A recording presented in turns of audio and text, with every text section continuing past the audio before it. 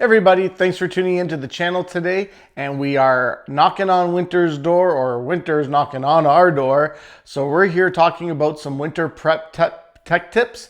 So you don't want to miss it. Stay tuned for what's coming up.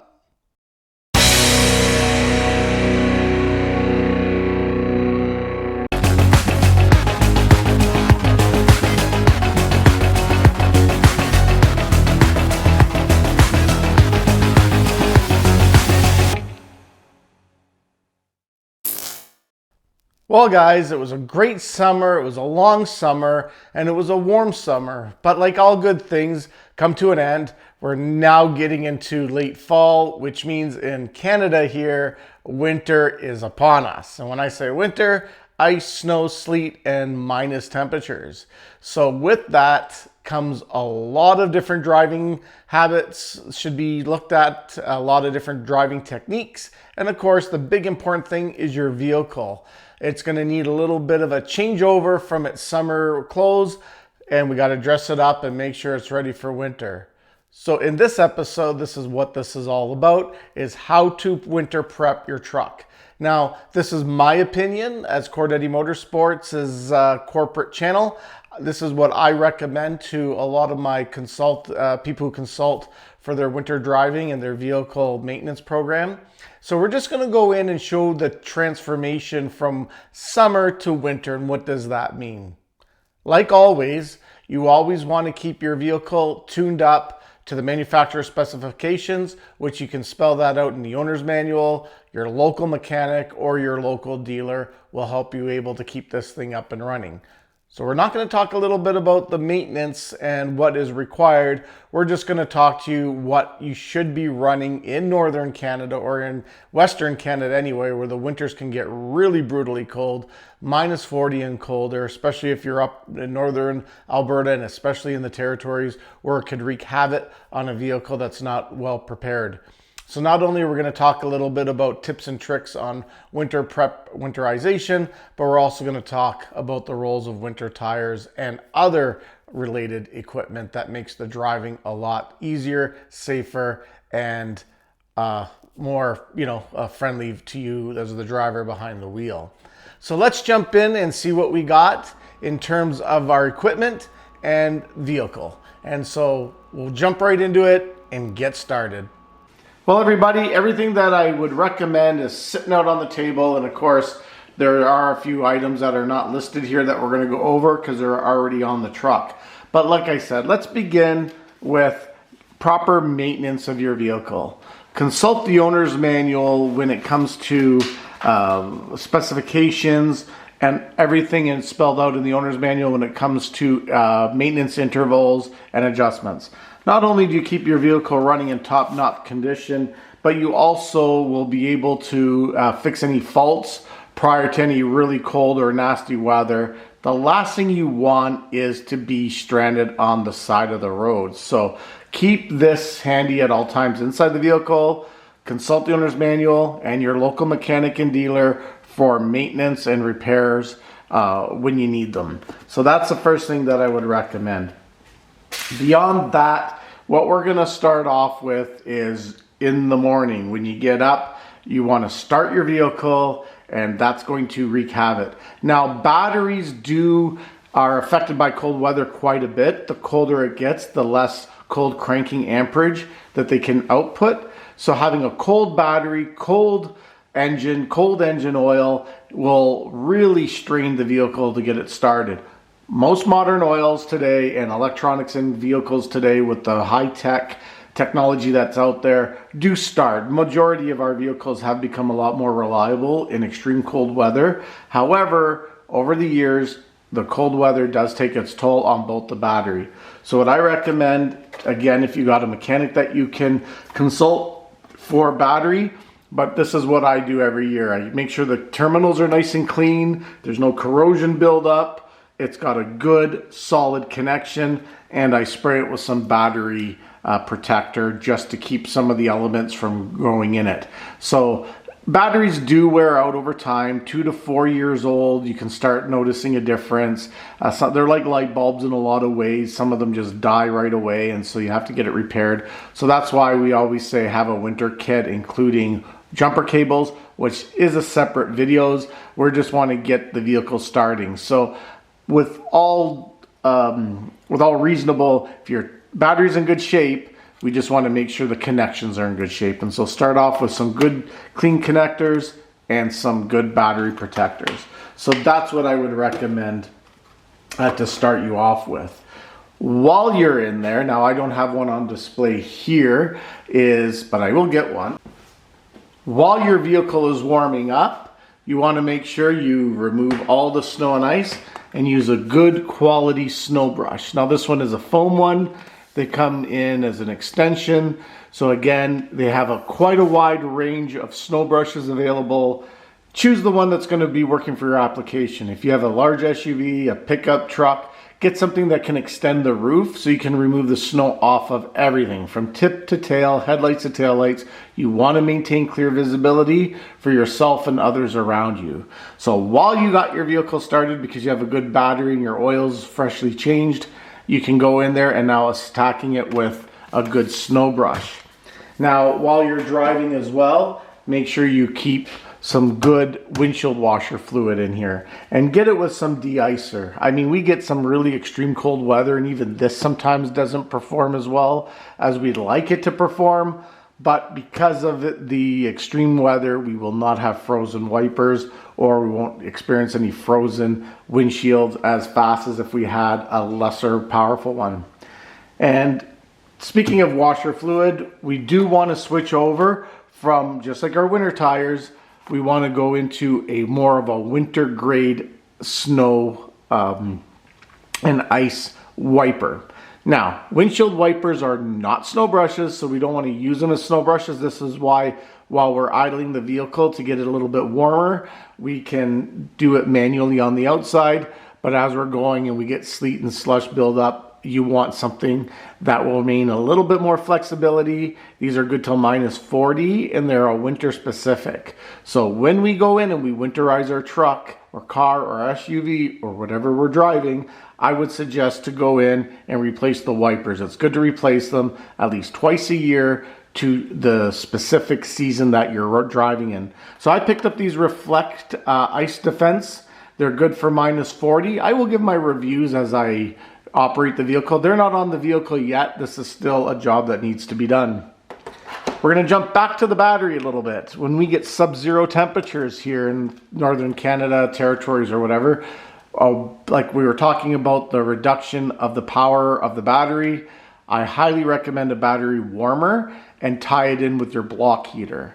Now consult your owner's manual when they recommend plugging in a vehicle for cold weather. If it's not listed in your vehicle's owner's manual, a good rule of thumb is anything 20 degrees below zero and colder, we would recommend plugging it in. And this battery blanket, because it'll be tied into the system, will keep your battery warm and allow the cold cranking amps to be a little bit more specific to your nature, so it'll give you more power to start your engine. So again, early morning, it's dark, it's cold. The last thing we want to do is try to get our vehicle started, try to jump start it, try to do any roadside repairs.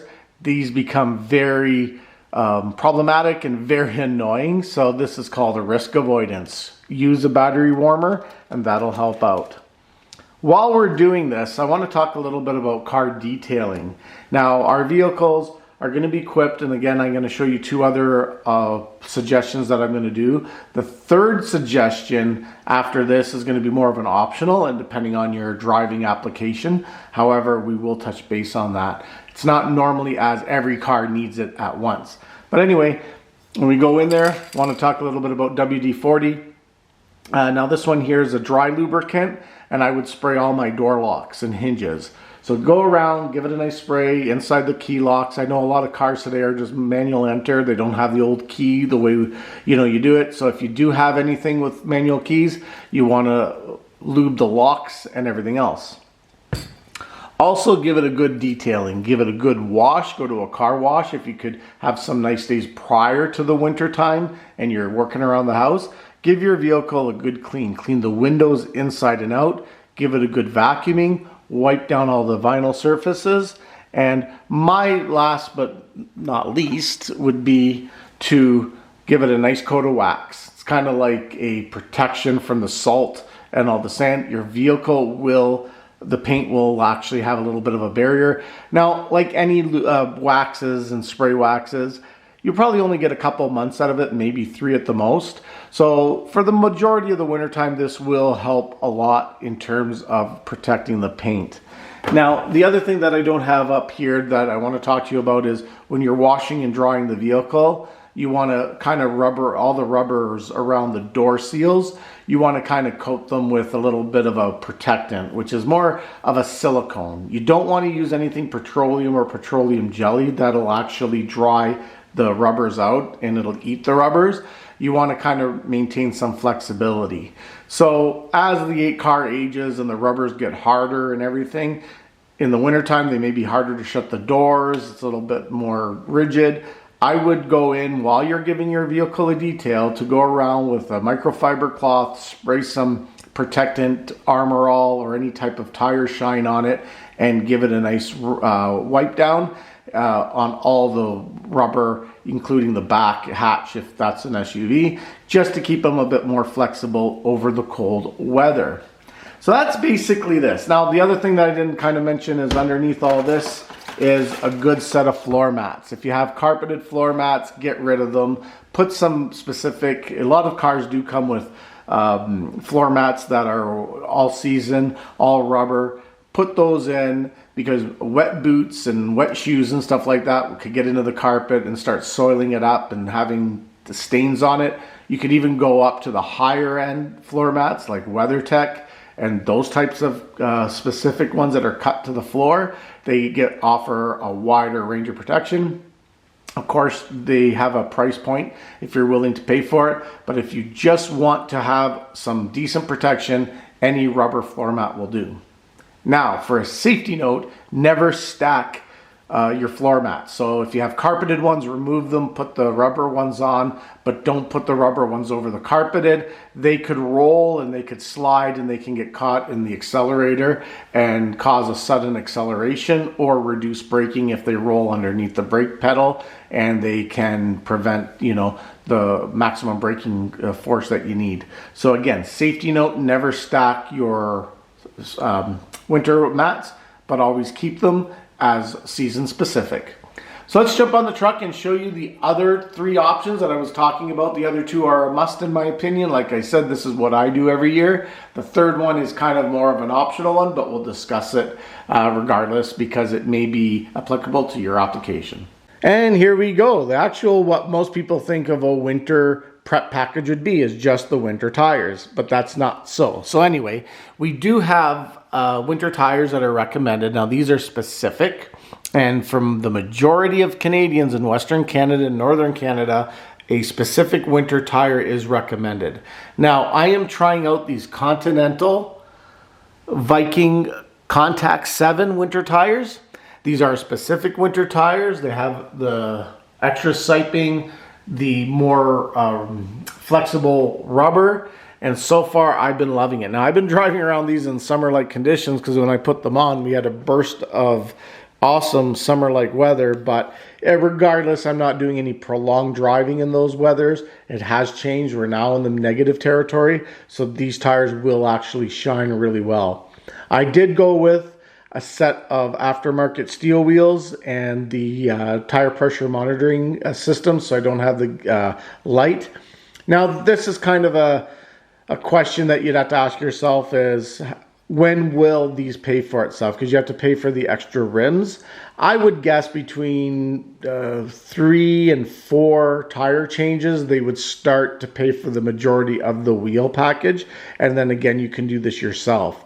So it just saves your rim if you have a really nice road wheel that you don't want to get scuffed in the wintertime. You could use just these steel wheels. So I went with the steel wheels. They look fantastic. I got these at Freeway Tire in Nisku. They hooked me up, really great deal. I am loving the tires so far. So a good set of winter tires is vitally important.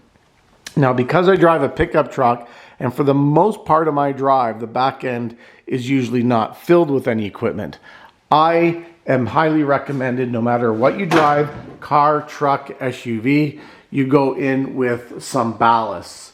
Now, I went with some 18K sandbags. There's 3 on each side, so there's approximately 250 pounds of weight in the back. This will help keep the truck a little bit more planted in the rear to help better acceleration, braking, and turning as well, because the back end has that little bit more plantation in it. Especially when you're hitting the brakes, the back end starts to come up.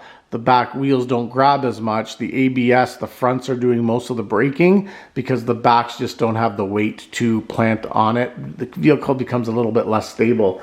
So adding a little bit of weight in the back is recommended. Now, I even recommend, if you have a car, SUV, station wagon, to add some weight. Now, how much weight? That's kind of subjective. If you have a half ton or a greater one, I would add at least 6 to 8 sandbags in a pickup truck, and anywhere between 2 and 4 bags in a SUV or a sedan.